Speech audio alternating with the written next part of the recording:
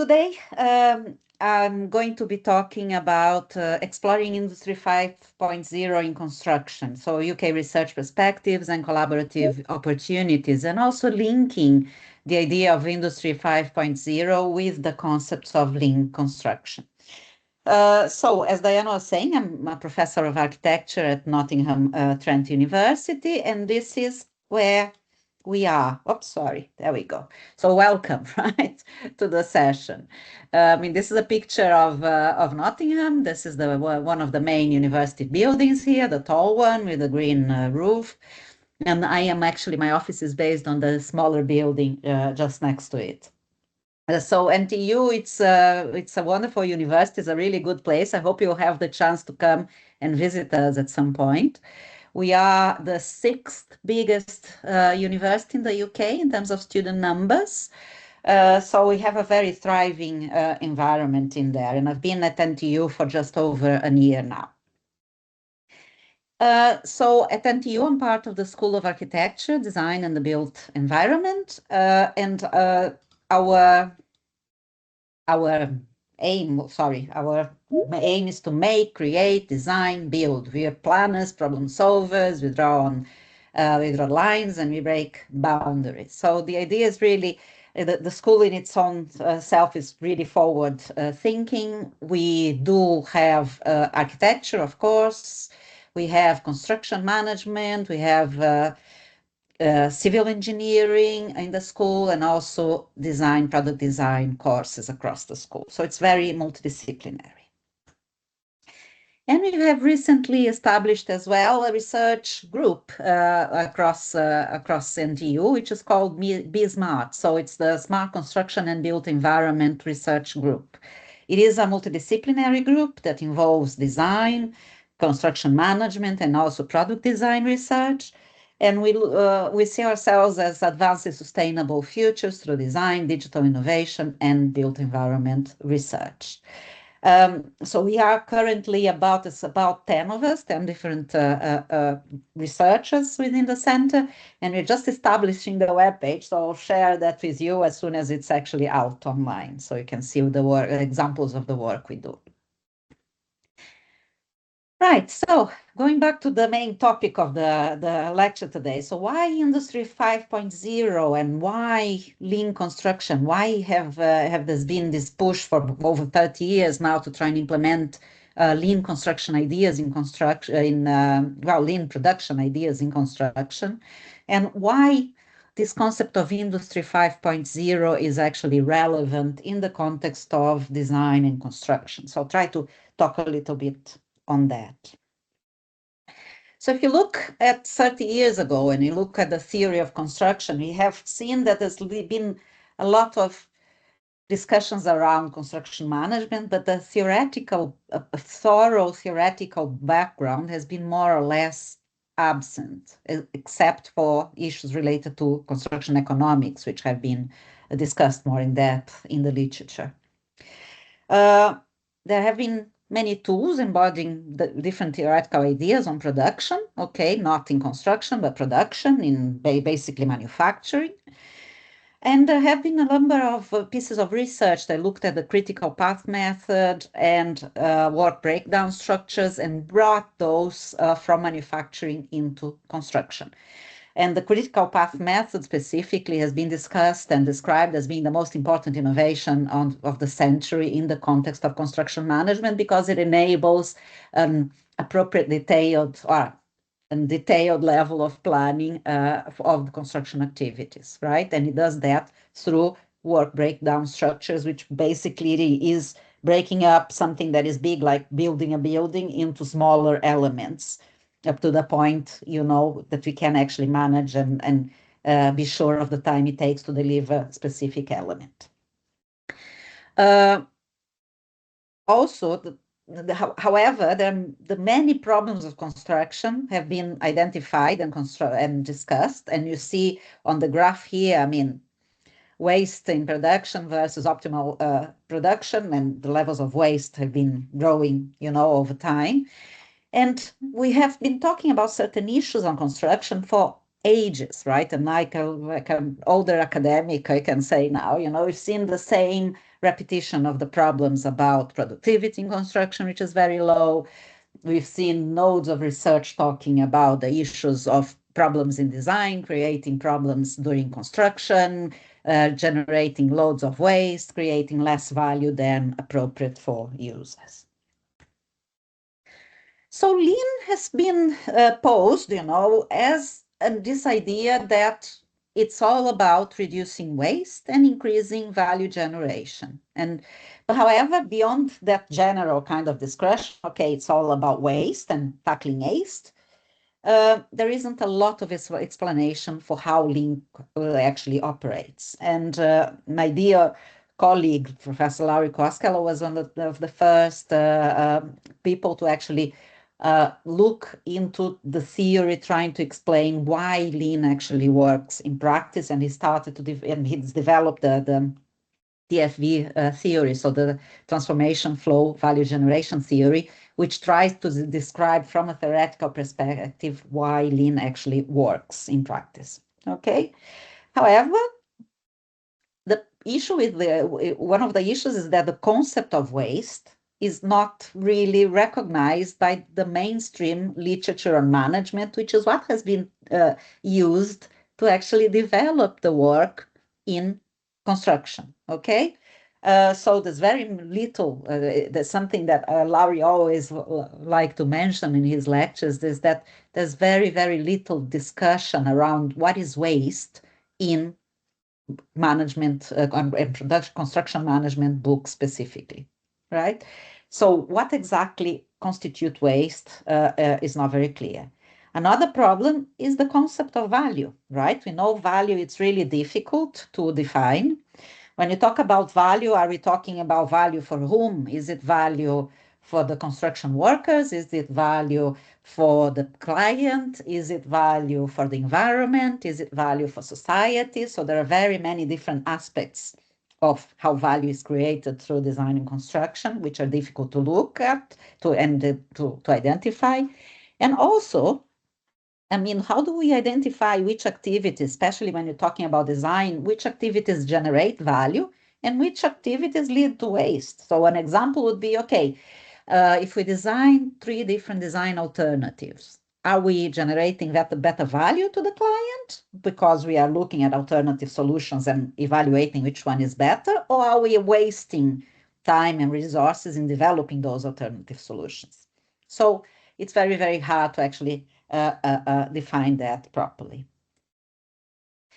So how does all that links back to these ideas around the industry 4.0 and 5.0, right? So the whole context of this industry 1.0, 2, 3, 4 comes from the industrial revolutions, right? So you probably have seen this already in other presentations, but I'm just going to refer to this again because it's good to see where the concepts are coming from. So industry 1.0 comes from mechanization and the introduction of steam and water power, right? Then 2.0 was when mass production and assembly lines started to actually be developed through, especially in the beginning of the 19th century, 1920s, 30s, where we started with Ford and others to look to see at production lines being developed and defined. Then the concept changed this concept of industry changed around the 1960s and 70s, where we actually started to see more automated production systems, where computers became more powerful, and we started to see IT systems taking over control of parts of the production and helping production processes, and robotics being used more and more across industry, manufacturing industries. And the concept of Industry 4.0, which is where we kind of are at the moment, so there is this discussion about are we in 4.0, 5.0, but we'll get back to that in a second, is all about the smart factories having autonomous systems, using the Internet of Things, and using machine learning to help improve the ways in which we produce and deliver products. So the concept of Industry 4.0 is relatively recent, as I was mentioning to you. So it was publicly introduced in Germany at the Hanover Fair in 2011. So it is all about looking at the industry, that in the Industry 5.0 era, you know, we are talking about production systems in the form of cyber physical systems, okay, which can make intelligent decisions through real-time communication. So information being exchanged through ITO, for instance, right, so through Internet of Things, and cooperation, okay, which was bound by manufacturing things, enable flexible production of high quality personalized products, which are also delivered through mass efficiency. Okay, so they are cheap through this idea of mass production. The concept of Industry 4.0 is very, very much a technology-driven transformation, right? So it's the power of more powerful computers and the power of the internet and Internet of Things that enable us all this information to actually go across different products and places and people. And the focus is very much around digitalization, and now, more recently, of course, around AI-driven technology, so artificial intelligence-driven technologies. And it's all about looking at ways to ensure we increase efficiency and flexibility of production. So the concept of Industry 5.0 has some design principles, okay? So, which are listed here on the slide. Some of them is around service-oriented reference architecture. So it's basically looking not only at delivering products, but delivering services as well with those products. So an example is that you have, I don't know, you have maintenance of certain equipment that is provided, delivered throughout its life, you know, to the customer. So the company is selling both the equipment itself as a product, but also the service in terms of maintenance of that product, right? It's all about intelligent and interoperable cyber production processes and systems, you know, and the links between those systems and humans. It's all about creating adaptability and flexibility of the production systems to changing requirements and creating certain levels of optimization for overall equipment efficiency so that it reduce costs, of course, of production, reduce the prices of products as well. Focus is all around data integration across disciplines and across the life cycle of the product, and reliable and secure communication between businesses. And of course, data security are very, very important principles across the Industry 5.0. So we also see in the literature this description around the technological pillars. And of course, cybersecurity, which I was mentioning before, is one of them. Internet of Things is extremely important. We talk about advanced robotics, 3D printing, machine-to-machine information, exchange of information, cloud computing, and RFID technologies as well. So I talk a little bit about one of those issues, which is the Internet of Things. So what is the Internet of Things, right? And it can be defined as intelligent artifacts connected via the internet, where artifacts exchange information with each other, with their users, and with their database. Okay, so you see diverse examples of ITO, and it's becoming more and more common in our lives, you know, our day-to-day lives, in our houses, for instance. So an ITO-enabled kind of construction site would be a construction site where you have different types of equipment, different types of machine, and information about where materials, where machines are, how things move across the site are actually exchanged virtually, okay, through RFID tags, through intelligent machines as well. So that can move also from the construction site to the house, right? And one thing that we see, for instance, is that we have more and more home appliances which are Internet of Things is enabled, right? So for instance, about 3 or 4 years ago, my 20-year-old washing machine actually broke, and I went to buy a new one. And I wanted to buy a simple one, but I couldn't get a simple one. I could only find an internet-enabled washing machine. And still, up to this day, it puzzles me. I mean, why do I need to have an internet-enabled washing machine? Because I'll need to be there and put my clothes in it and take them all off it anyway. But these are the kinds of things that we buy now and we have available nowadays. And we see, for instance, places where you have fridges that are becoming more and more smart, more and more intelligent, that they can tell you what you're running, what kind of things you're running out of, for instance, and connect directly to your Alexa app and tell you, and update automatically your shopping list. And of course, that is moving also from the house to villages and to the whole cities. When you see the concepts of smart cities, which are cities that have this interconnectivity of different types of information to help it actually run more smoothly, reduce issues, reduce problems as well. Okay. However, and this is like of a demonstration, of the industry 4.0. It's all about the smart factory. So it's all about using information and connecting different devices in a smart way so you can make better decisions. Okay, so these are really real kind of pictures in our minds of what a smart factory is. So a lot of robotics, a lot of automation, a lot of information being exchanged directly by machines themselves. However, when you look at the future prospects on the use of ITO, we say that, I mean, this slide is a little bit outdated now, but by 2025, it's estimated that 41.6 billion artifacts will exist, and they probably do exist, and they are all ITO enabled, right? And they will be generating something like 80 zettabytes of data. I have no idea how much data that actually is. I don't think any of us can have a real good grasp of how much information that actually is, right?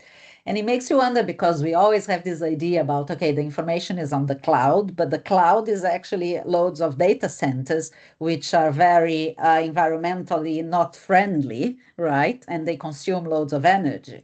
So I think we need to, at some point, ask ourselves, what is the purpose of generating all this data? How much of that data is actually feasibly useful, and how much is just generating data for the sake of it? So this is something I think in future research we will need to be considering. And as business started to actually embrace the ideas of Industry 4.0, and then along came the idea of Industry 5.0. And what is it? So it is, of course, looking at technological innovation, but it actually focuses on societal goals more than digital change or transformation. Okay, so the idea is to use the digital changes and transformations from Industry 4.0, but to help ensure that the world becomes more resilient, provider of prosperity, by making production respect the boundary of the planet, so it's recognizing sustainability issues, and also by placing the well-being of the industry worker to the center of the production process. Okay, so very differently from Industry 4.0, the 5.0 looks at societal goals beyond growth. So it's not all about productivity, right? But it's about broader societal goals, which involve the planet and well-being of people.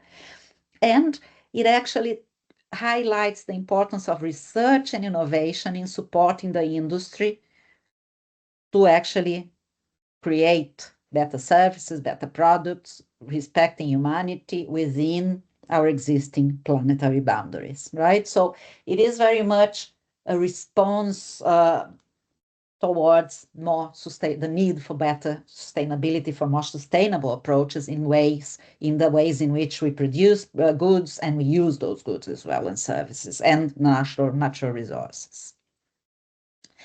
So the idea of Industry 5.0 came out in 2017 through some academic efforts, right? And in 2021, the European Commission kind of adopted it, and they created this document, which is worth a read, right? Which is the Directorate for Prosperity, looking at providing this top-down initiative in response to the societal and geographical landscape. So in response to try and help industries start incorporating more the importance and need of human centricity, resilience, and respect to and sustainability, respect to planetary boundaries. So Industry 4.0 is all about those three elements I was mentioning. So human centricity, resilience, and sustainability.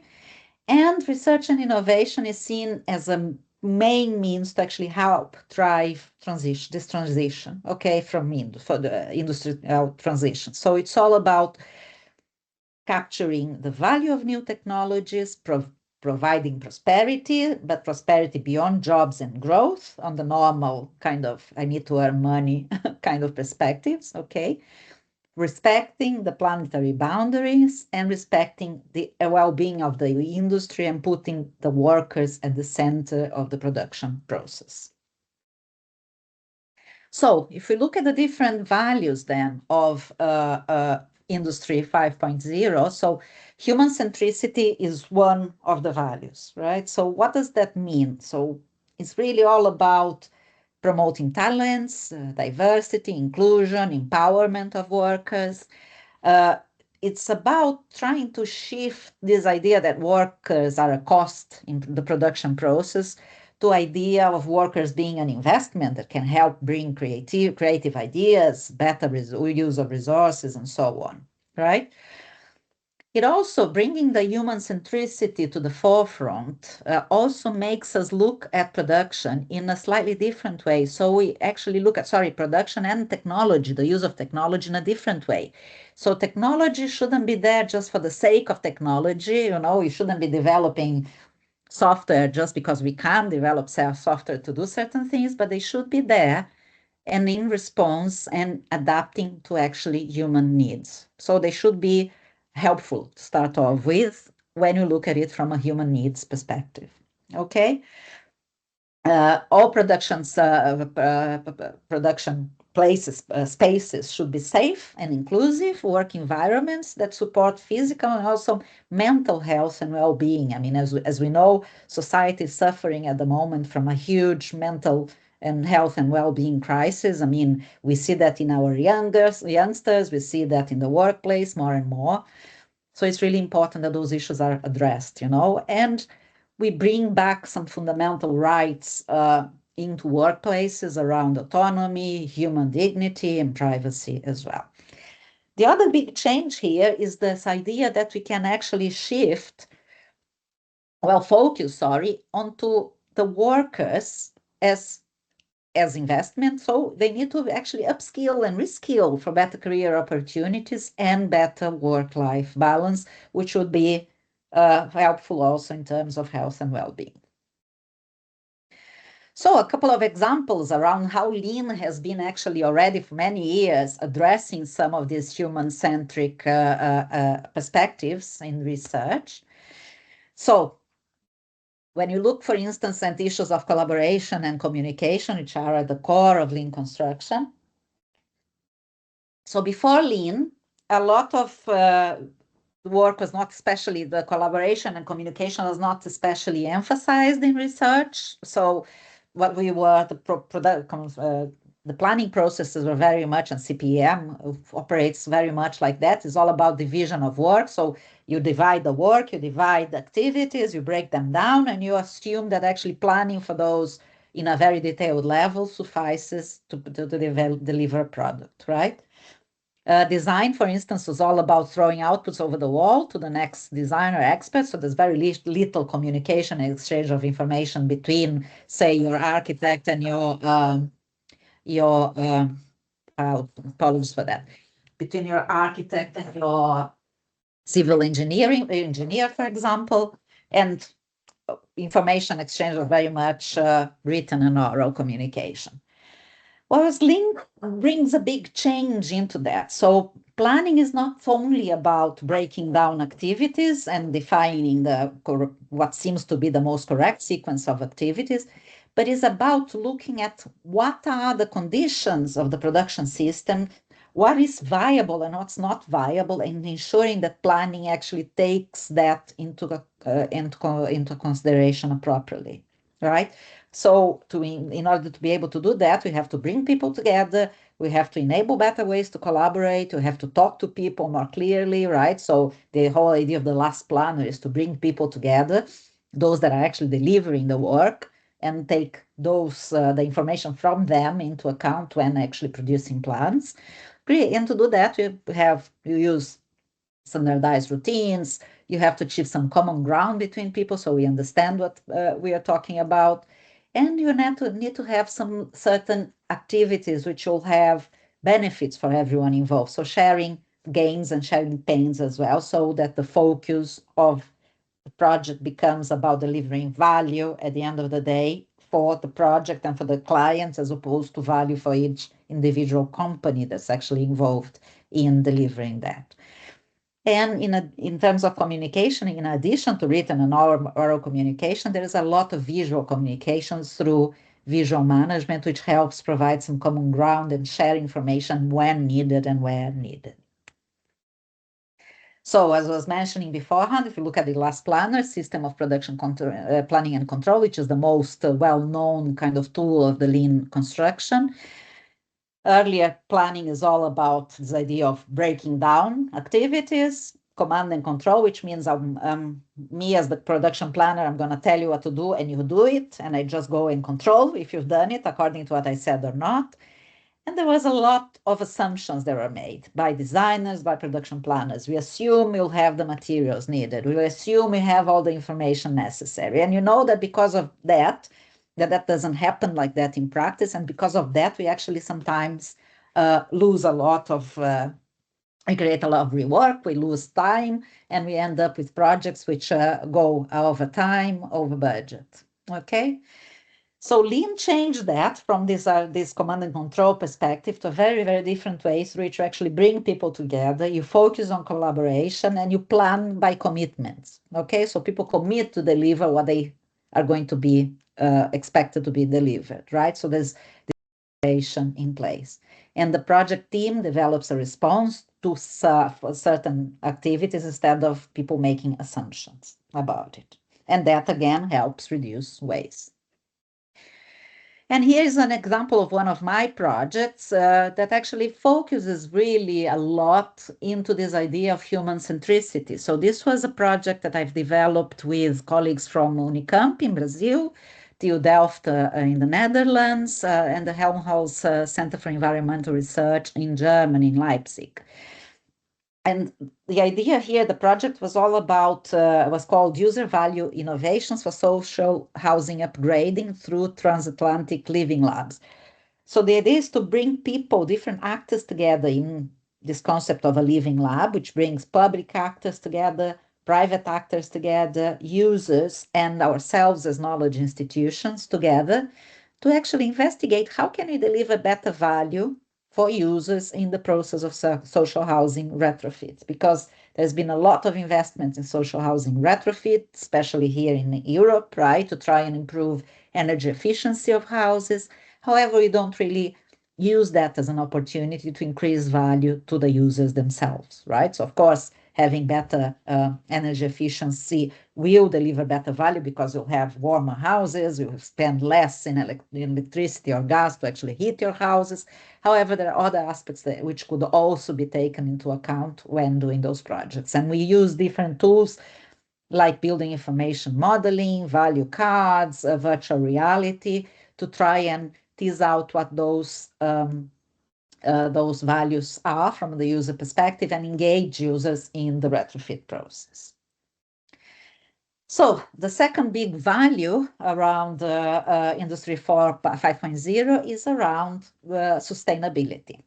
So when we talk about sustainability, of course, it's all about circular processes that we use, repurpose, and recycle natural resources. It's about reducing waste. It's about reducing environmental impact of production and our activities as construction practitioners as well.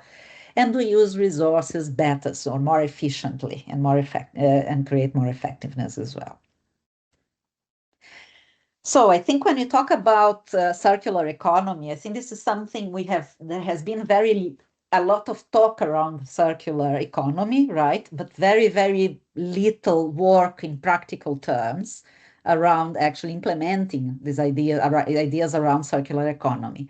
It makes sense for everybody, and researchers have been basing themselves on what you see here on this slide, in which, okay, one worth was sufficient in the way, so if we continued producing the way we were producing in 1970, now, today, we need like 1.75 Earths to be able to continue producing and delivering materials and resources the way we are, right? So there's not enough resources in the world. And if you continue to develop the way in which you produce more and more, as it has been for the last 20, 30 years, you need like 3 Earths to be able to actually deliver in the same way.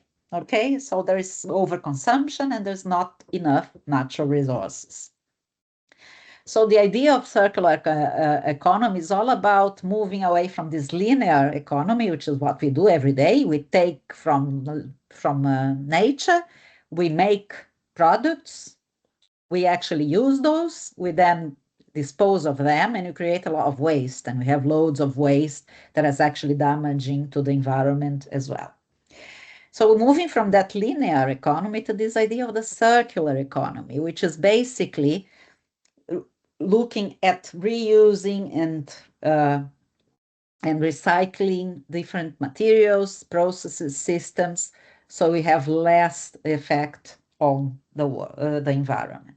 Okay, so there's been this idea of that these levels of circularity are defined to the 10 R's, which is basically from a lower level of circularity to a higher level of circularity, right? And of course, then the R's on the top are actually more prioritized. So we should first, prevent the use of raw materials and decrease the use of right materials, redesign products in view of circularity, so you can enable that reuse of materials, right? Use the products again, use more of second-hand products, right? Maintain and repair products better, revive products, make new products from second-hand ones, and so on. But as I was saying, I think unfortunately up to now, we have a lot of talk about it. I think people agree that it's a good idea to implement circularity, but in construction, for instance, there's well, I was going to say there's nearly no circularity being implemented yet in practice. However, there are some examples, right? And in the Netherlands, this is one of the examples, right? So there was this discussion of, okay, that, well, because of the total of energy that's used by construction, the volume of primary resources which are used by construction, the volume of waste that's produced in construction as well, the Dutch decided to actually put quite a big of an effort around ensuring that the building sector is a major priority in its circular economy policies.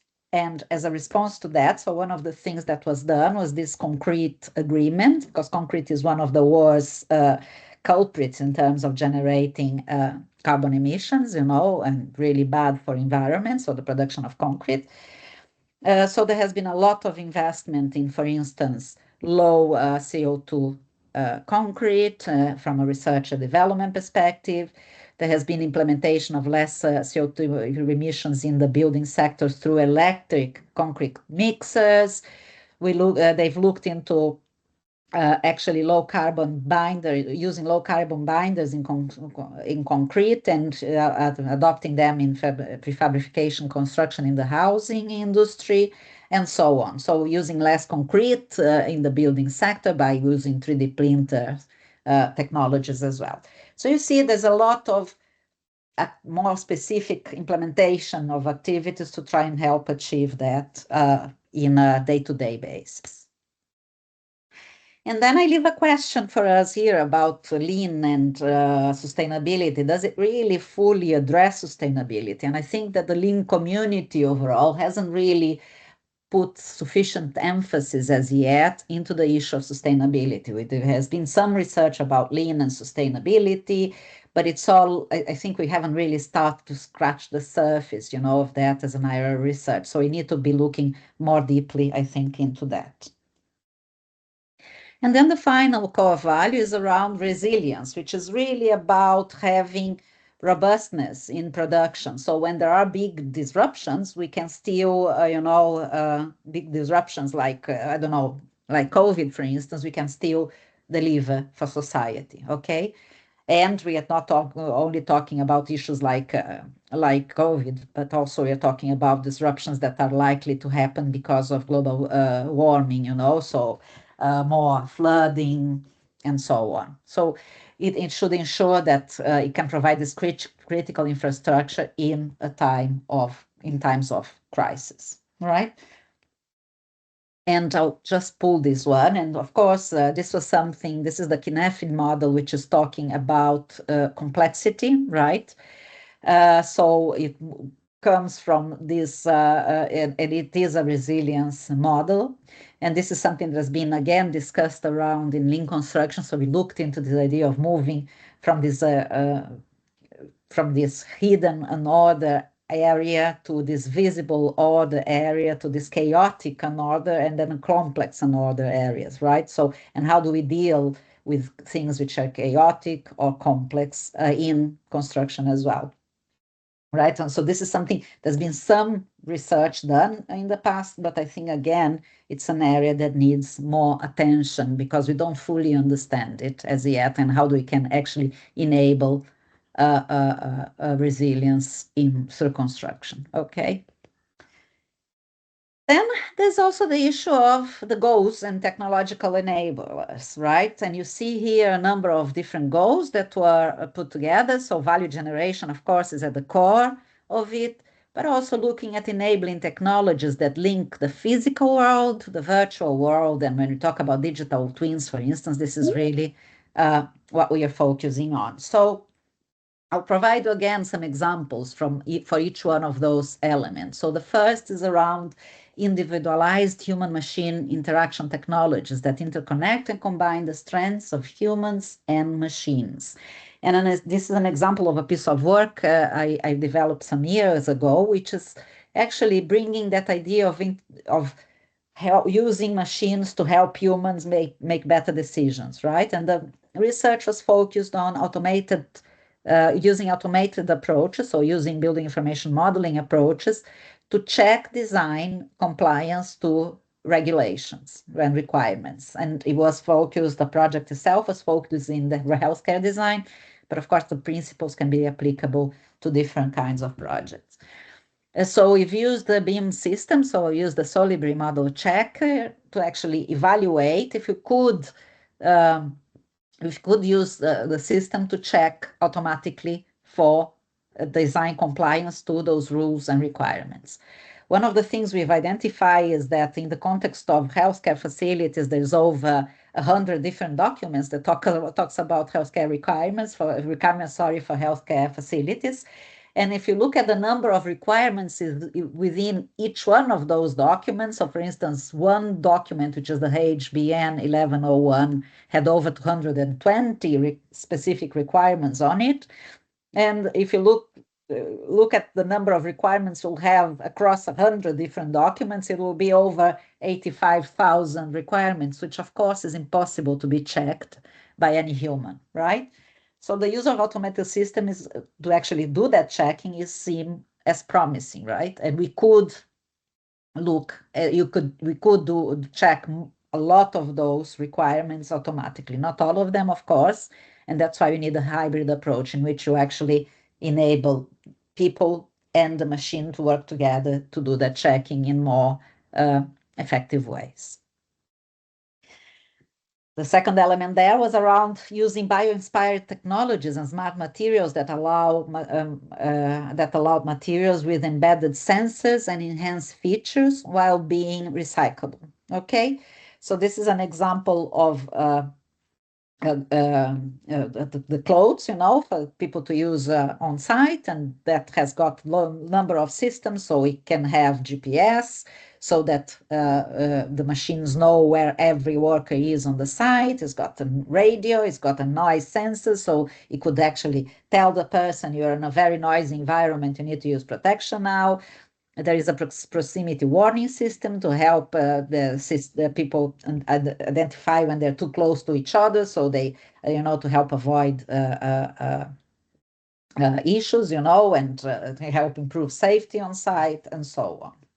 Okay, so multiple sensors can work together to improve worker safety and enforce social distancing in the case of COVID when that was needed, and improve productivity.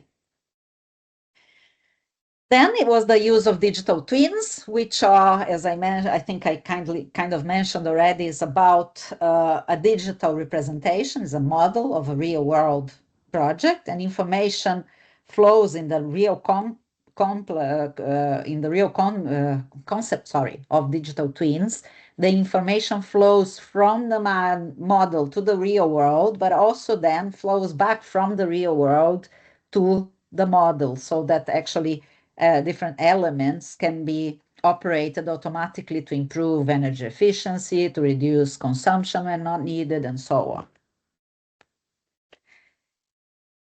Another element was the issue of artificial intelligence that could be used to detect, for example, casualties in complex dynamic systems, leading to actionable intelligence. And I think this is an area that we are, again, just starting to look in. We can see that how AI is changing the way in which we operate, it's changing the way in which we develop research, it's changing the way in which you students actually learn as well. So it's about understanding how we can better use AI to help us.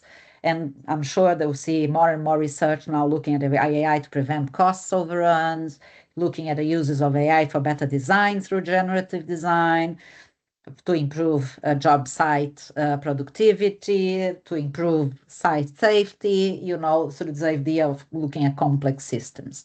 I mean, now at the moment, as an example, I'm actually developing a knowledge transfer partnership proposal with a construction company that wants to implement Lean to help them achieve better productivity. And one of the elements we are going to use is actually use AI to evaluate information that is stored on their databases of issues, right? So they have a lot of lessons learned databases that they create, but they never really use that information because it's not easy to find information when you need it. And AI provides a great opportunity for us to actually go and analyze the data quickly and get that information actioned, to avoid repeating the same mistakes in the future. So I'll tell you in some years how that went. And also across the UK, I think you'll see loads of initiatives that, even though they don't mention the Industry 5.0 title on it, they are actually very much focused on aligning with some of those areas of, human centricity, sustainability, and resilience, right? So there's a number of research projects, that actually have been looking at human-centric type of approaches. So the work I did together with the Center for Digital Britain was an example of that. There is a lot of Innovate UK projects which actually look into this issue around human-machine collaboration across design and construction. There is now, in terms of sustainability, now there is a huge call for a circular economy in construction research hub to be developed, right? And that's now live, basically. And I think there's going to be more and more emphasis in trying to help implement circular construction here in the UK. And the issues of resilience and systems innovations around a lot of work that has been funded to actually look at digital platforms, advanced manufacturing, and resilience around construction. So how they link to Industry 5.0 values is about enhancing well-being and safety and decision support in design and in construction, around looking at whole life value, carbon reduction, creating adaptable, robust systems. And why does it matter for construction? I think it would help, and this is mainly one of the reasons why the UK is investing in it. It will help position the UK as a leader in applied Industry 5.0 approaches. It helps bridge academic research and industry needs. I think the UK has delivered a new industrial strategy now, and it's all about helping industry become more prosperous and produce better, produce more, become more successful, so support the economic development of the country as well. And I think the UK is really focusing on trying to do that in ways which are more sustainable, which are better for the environment, you know. And a lot of the calls now actually try and look at bridging academic research and industry needs. There's a lot of emphasis put in trying to help resolve local problems, you know, help local businesses thrive within this context of resilience and human centricity and sustainability. And I think all those issues provide quite a strong foundation for international collaboration, particularly in Brazil, especially when we look at issues that are very similar, both in Brazil and the UK. I think there's a lot of emphasis on trying to improve, for instance, less natural resources.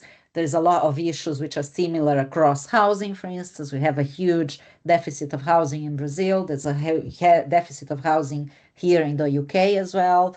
And how we address those, you know, there's creative ways through which we could look at those issues together to try and address them. Right. I will skip through some of the slides here because I just want to talk about this now. So there's a number of ways through which we can actually enable better collaboration, you know, and some of them we've been doing for many years, and hopefully we'll be able to do some more in the future. So you see joint PhDs. I mean, Dayana herself, when she was doing her PhD, she came here to the UK. She spent 6 months with us. And I think that was very good for her PhD. It was good for us as well. We established a collaboration that's ongoing up to now. So we want to continue doing that, and we have continued doing that as well. But also we could look at other issues around developing, for instance, coordinated living labs across both Brazil and the UK to test new strategies, see, you know, bringing people together to resolve some of these issues.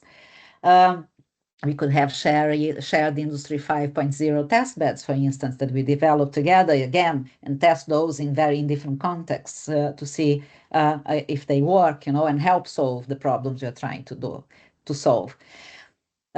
Digital design and digital and circular economy strategies, I think, is a huge area, as I say, that is needed in Brazil, is needed in the UK, is needed globally. So we should really be doing more work and collaborating on. And also green design. There's more and more calls now here in the UK looking at how can we make our cities greener, how can we make our buildings greener, how can we ensure people actually use green areas to help improve their mental health, you know, how do you make those safe, how do you use green areas in cities to try and increase more biodiversity to improve, you know, so we live more in a more balanced way with nature as well. So huge opportunities for us. And now I'm going to close. So before I close the session, I just want to talk to you about the CIB, which is the Global Network for Collaboration and Innovation in the Built Environment, right? It is the CIB. It's an organization that has been going on for over 70 years now and pulls together basically the biggest global network of researchers in design and built environment, right? CIB is organized in working commissions and task groups, right? And every 3 years we organize the World Building Congress, which is a major conference in construction management, which I mean, we had one this year in 2025 in Purdue. Next one is going to be in 2028 in China, in Tongji University. We also have, the CIB also has 20 different student chapters globally, and those are focused in helping to support your early career researchers, PhD students, develop their own skills, communicate, create their own networks for future as well. So if you want to join CIB, if you want any further information about the CIB, please be in touch with me. I am actually part of the board of the CIB. That's why I'm mentioning it here. And the other group that I want to mention about is a group that both myself and Dayana are very a part of, which is the GLF, the Global Leadership Forum for Construction, Engineering and Management Programs, right? This is the global forum of academic managers. Okay, hopefully you will become an academic manager in the future yourselves as well. We actually have a yearly forum, and then next year the forum will be between the 29th of June and the 1st of July in Chennai in India.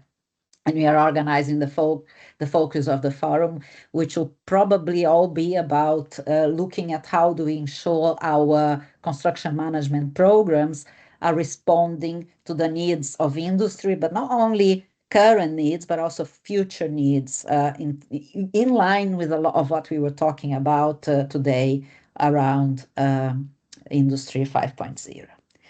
So that was all I had to say. So thank you very much for your attention. I